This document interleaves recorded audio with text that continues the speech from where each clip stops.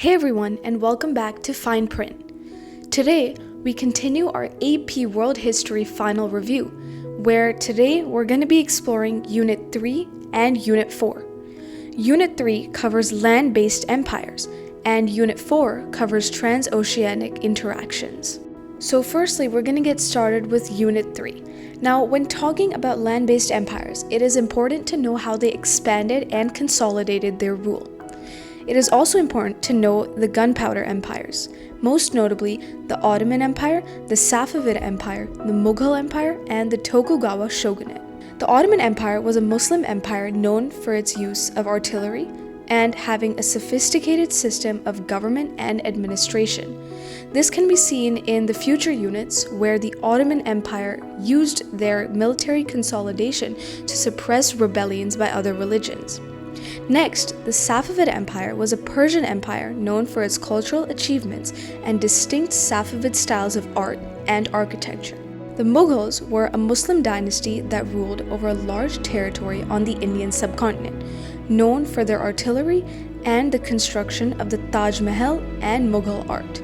We'll get to see the Mughals as we go on into later units because we'll get to see how they fought with regional kingdoms to consolidate their rule. Lastly, the Tokugawa Shogunate was a period in Japan with peace and stability, marked by the centralization of power. There was something known as the Sakoku policy, which was a policy that isolated Japan from the rest of the world and restricted foreign trade and contact, as well as establishing feudalism. This shogunate also established a system of legal codes and administered justice through courts. When talking about land-based empires, it is important to note trade and tax diplomacy. We mentioned the term jizya in the last unit.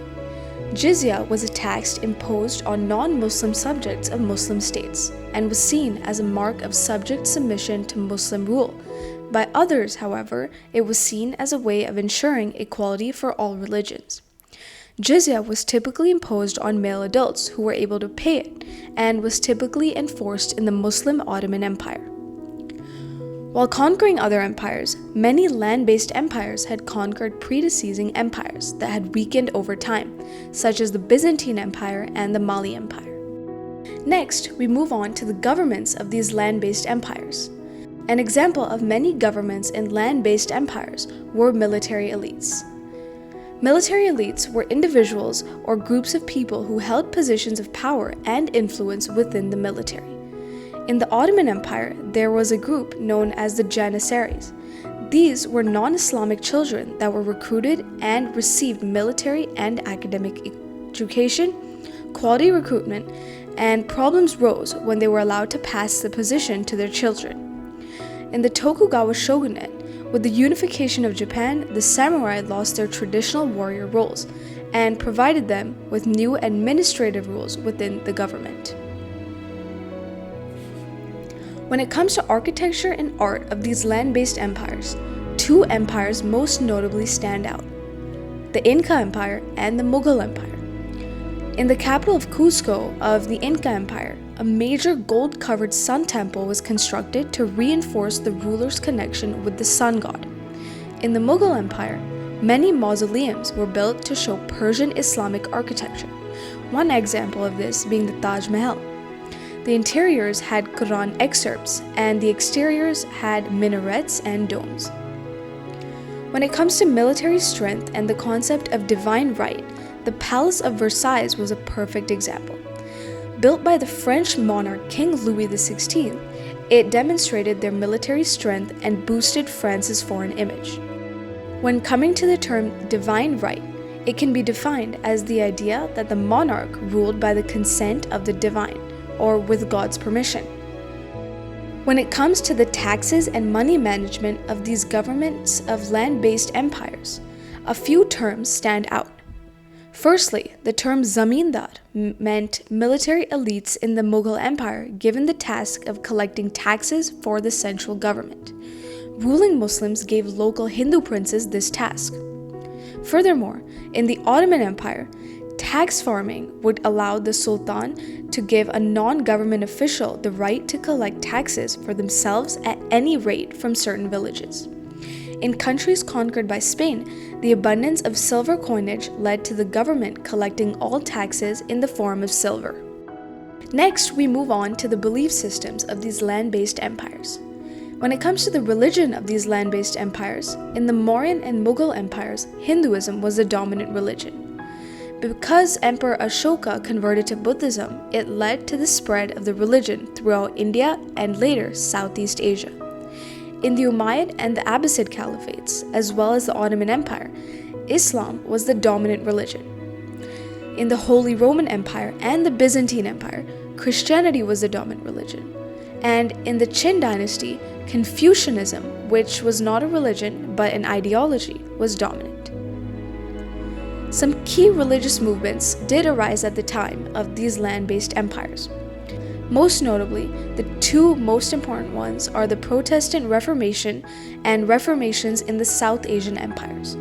Firstly, in the Protestant Reformation, a man named Martin Luther should stand out. He was a German monk who challenged the authority of the Pope and the teachings of the Roman Catholic Church. He believed that people could rid their sins alone and didn't need the Church's sacraments. He also published the 95 Theses, which were a list of criticisms against the Roman Catholic Church. The Lutheran movement eventually led to the split of the Christian belief and led to the Protestant Reformation. Next, in South Asian empires, the Mughal Empire represented how a minority Islamic empire ruled over a majority Hindu population, which led to the introduction of Sufism and the Bhakti movement. When it comes to Sufis, these were believers that believed that prayer and meditation would develop a closer relationship with Allah. And this was the reason why Islam spread rapidly in India and Africa, due to its easy practice. Furthermore, Sikhism was founded as a syncretic religion that combined many Islamic and Hindu beliefs, founded by Guru Nanak in Punjab. Lastly, the Sunni-Shia split resulted when the Ottoman Sultan claimed the title of Caliph, and the Safavid Shahs claimed leadership through the Imams, or the leaders of the Shia community. Next, we move on to Unit 4, Transoceanic Connections. Firstly, technological innovations were huge in transoceanic interactions and connections. Some causes and technological innovations of this time. Many European countries focused on trade and expansion to acquire wealth and resources. For example, Newton's law of gravitation provided foundations for scientific developments in space and the universe. Astronomical charts also provided an accurate representation of celestial bodies and led to the creation of the astrolabe and the sextant. Next, map making allowed for an accurate understanding of trade routes and allowed better navigation to detect resources and hazards. Lateen sails allowed for more efficient sailing that adjusted to wind patterns, most notably the monsoons in the Indian Ocean. The compass, invented in the Han Dynasty, helped determine direction and navigation. And lastly, new ships such as the caravel, the carrack, and the fluid allowed for more efficient sailing. Some effects of innovation were as follows. Growth of trade and commerce was resulting as an effect of new trade routes and commercial centers. The spread of knowledge and ideas also picked up with the invention of the printing press and the Protestant Reformation. It also led to the growth of state power and the global migration of people, most notably slaves, merchants, and explorers. When it comes to some key explorers, there should be 4 names that stand out. Firstly, Christopher Columbus was an Italian explorer who discovered America. Although he intended to go to India for spices, he landed in the Caribbean and called the people Indians. This led to the increased exploration by Europeans of America. Secondly, Vasco da Gama was a Portuguese explorer and was the first European to reach India by sea. Next, Hernán Cortés was a Spanish conquistador who conquered the Aztec Empire. James Cook was a British explorer who explored Australia and New Zealand and led to the eventual British colonization of the continent. When it comes to some causes and developments of exploration, There are some motives that motivated many European countries to explore these unknown lands. Firstly, the desire for wealth. Europeans wanted sources of gold, silver, and other resources. Next, the pursuit of power. European powers saw exploration as a way of extending foreign influence and increasing their foreign image. Next was the quest for knowledge. Many explorers wanted to learn about the world and other cultures. For example, Marco Polo. They also wanted to spread Christianity and had a huge desire for adventure, as many explorers wanted to take the risk to make more discoveries that could ultimately lead to more resources. European mercantilism was also huge during this time period. European powers restricted certain imports to prevent foreign competition and protect domestic industries. Governments provided financial support to domestic industries exporting goods, and establishing colonies worldwide allowed countries to exploit resources and labor. For example, in the Andes Mountains, the Europeans exploited labor to extract silver, and in the Democratic Republic of Congo was the instance of rubber. Governments also imposed tariffs or taxes to control the flow of goods, which ultimately benefited the mother country. When it comes to some countries' achievements in exploration, there are a couple that are probably important to know. Firstly, Portugal made the discovery of a sea route to India via Vasco da Gama. They also explored the African coast and were successful in mapping the world. Next, Spain led the conquest of the Americas, most notably by Columbus, and also led to the circumnavigation of the globe by Ferdinand Magellan. The British explored much of North America through Henry Hudson's explorations and also explored the Pacific through James Cook's explorations. In France, they explored much of North America as fur traders. They also explored the Arctic and claimed many African territories. Lastly, the Dutch are notable for exploring the East Indies and the Arctic through whale hunting. One very notable exchange during the time period was the Columbian Exchange. The Columbian Exchange was the rapid exchange of plants, animals, and diseases between Eastern and Western hemispheres. It led to the introduction of new crops such as tomatoes, potatoes, and corn, new animals such as horses, cattle, and pigs, as well as new diseases such as smallpox and influenza. The Atlantic slave trade is a sub-trade that continued in the Columbian Exchange. It was the trade of African slaves to the Americas and Europe, and was driven by the demand for cheap labor for plantation economies. Millions of Africans were forcibly taken away from home, taken on large slave ships, and sold as property in the Americas. This led to the depopulation of African men and ultimately led to an imbalance in the gender ratio in Africa.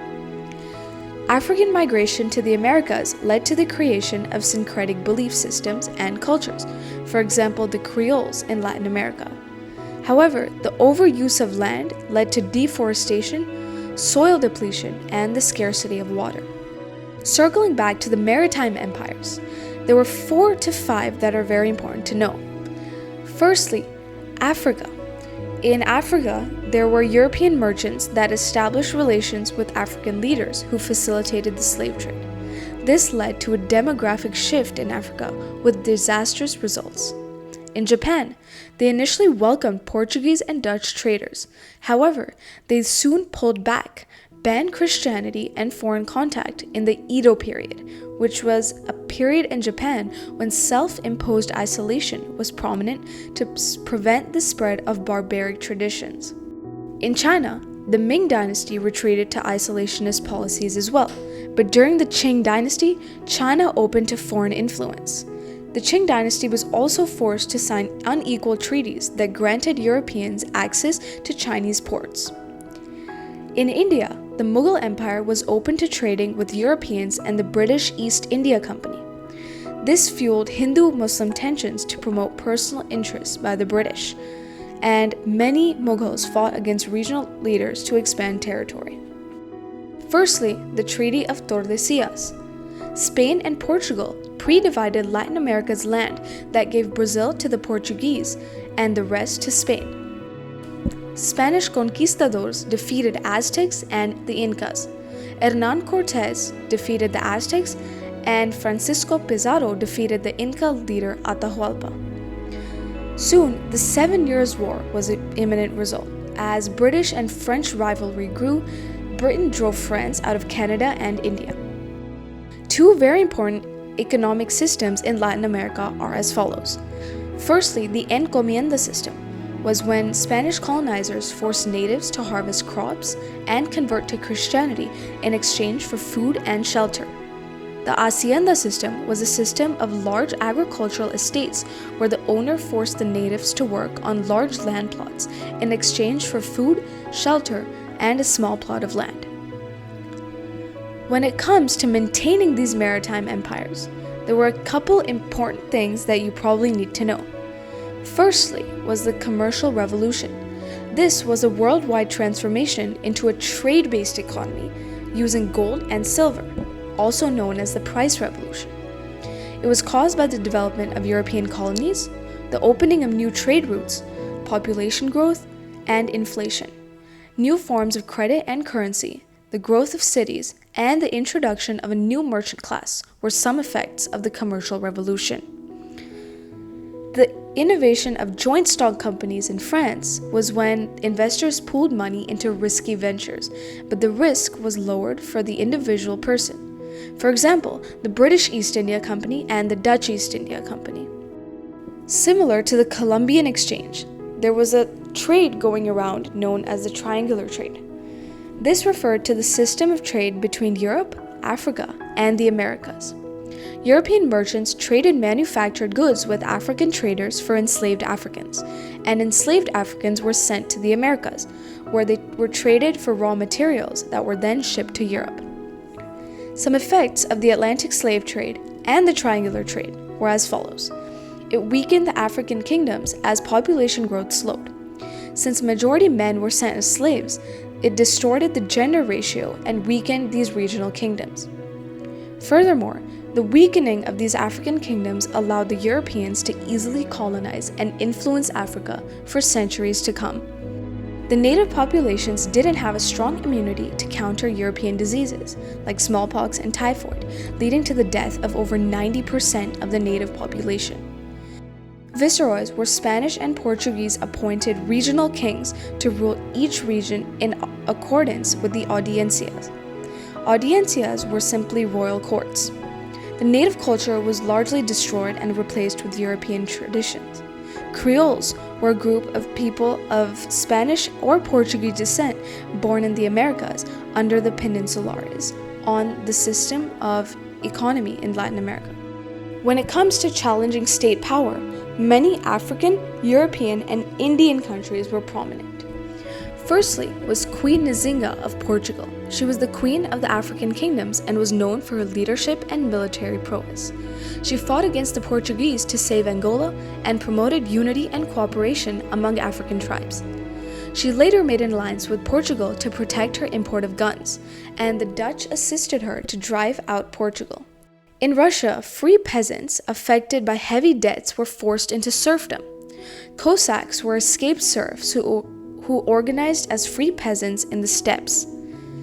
A very notable person in Russia at the time was Catherine the Great, who was the Empress of Russia who modernized Russia through reforms, improved economy and the legal system, and eventually suppressed rebellions of the serfs. Next on the list were the Marathas versus the Mughals. In the fear of minority rule by the Muslim Mughals, the Marathas rebelled until they killed Aurangzeb, ending the Mughal Empire. The Maratha Empire was a Hindu state founded by Shivaji and controlled most of western India. They composed of skilled cavalry and infantry. However, they declined when they lost against the British East India Company. As mentioned before, the Mughal Empire was a Muslim state in India founded by Babur the Great, who defeated the Sultan of Delhi to establish the empire, and was known for its cultural achievements in India. One notable Mughal empire was Akbar. Akbar was very religiously tolerant and tried to bring peace and stability to India by the unification of Hindus and Muslims. The Mughal Empire eventually declined in 1857 after a loss to the British East India Company. In the Americas was the Pueblo Revolt. Pueblos, or indigenous peoples, rebelled against Spain. Spanish retreated but later returned, and when the Pueblos tried to resist, the Spanish massacred the Pueblos and established control. The Pueblos revolted because of forced labor, cultural suppression, and religious persecution. Social hierarchy formed in the Americas. On top were the Europeans. Next were the mulattoes, or mixed Africans and Europeans. After them were the mestizos, who were mixed European and indigenous American. And lastly were pure Africans. Similar to this in India was the caste system, which we had already discussed in Unit 1. In China, the Qing dynasty defeated the Ming dynasty and were committed to dominating Manchu culture. Men wore their hair in a braid that showed submission to Qing authorities. Han ethnicity suffered the most under the Qing. Mass murders were conducted if men refused to wear the braid. In Europe, they were ruled by a monarchy, followed by nobility and then peasants at the very bottom. Most notably, Louis XVI was the King of France, who established a centralized government, strengthened the power of the monarchy, and supported arts and culture. During this time, Jewish anti-Semitism also rose. Anti-Semitism refers to the prejudice and discrimination against Jews in Europe, which could later be seen in the Nazis during the time of Hitler. In Spain, King Ferdinand and Queen Isabella expelled Jews, causing massive global migration, which gives context to the Balfour Declaration. Followed was the Enlightenment and the Scientific Revolution. This focused on reasoning, individual rights, and human rationalization. It led to the spread of ideas of democracy, freedom, and human rights, regardless of ethnicity. The scientific revolution emphasized questioning worldly processes to make new discoveries.